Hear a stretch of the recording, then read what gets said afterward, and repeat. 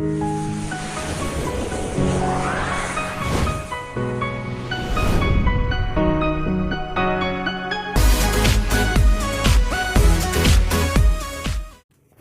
दोस्तों, आज हम बात करेंगे संस्कार की।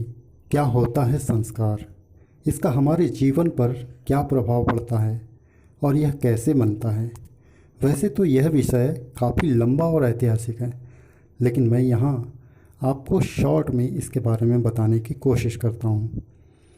जब एक बच्चा किसी घर में पैदा होता है और जिस माहौल में उसका पालन पोषण होता है, उस घर के सदस्यों के व्यवहारों से जो भी सीखता है वही उसके संस्कार बन जाते हैं। ये 1 या 2 दिन में नहीं बनते, बल्कि इसे बनने में सालों लग जाते हैं। यह संस्कार जन्म जन्मांतर से चले आते हैं। आपने यह कई बार देखा होगा। हिरण्यकश्यप के घर में प्रहलाद ने जन्म लिया था। हिरण्यकश्यप एक राक्षस कुल का था। उसके घर प्रभु भक्त प्रहलाद ने जन्म लिया, जिसके संस्कार प्रभु भक्ति से भरे हुए थे। संस्कार 3 कालों के होते हैं। पहला जो आज है, दूसरा जो पूर्व जन्म में था, और तीसरा जो भविष्य के लिए हम बनाएंगे। संस्कारों को परिवर्तित किया जा सकता है, परंतु इसके निरंतर प्रयत्न करने की ज़रूरत है। आज के समय में गर्भ संस्कार का बहुत प्रचलन है। जो संतान अभी पैदा भी नहीं हुई, उसे गर्भ में ही अच्छे संस्कारों की शिक्षा दी जाती है, जिससे पैदा होने वाला शिशु भविष्य में बड़ा होकर सभ्य, शिष्टाचारी, उच्च पद पाने वाला तथा माँ बाप का नाम रोशन करने वाला हो।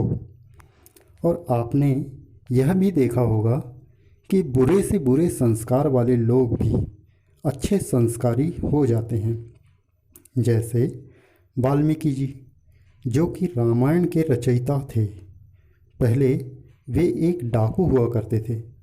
उनके डाकू वाले संस्कार थे। फिर उनके जीवन में परिवर्तन हुआ और अच्छे संस्कारों से भरपूर हो गए। कहने का तात्पर्य यह है कि हमारे संस्कार आज भले जो भी हों, हमें उन्हें अच्छे से अच्छा बनाना है। संस्कार बनते हैं कर्म से। हमारे कर्म जितने शुद्ध और दूसरों के हित में होंगे, संस्कार उतने ही अच्छे होंगे।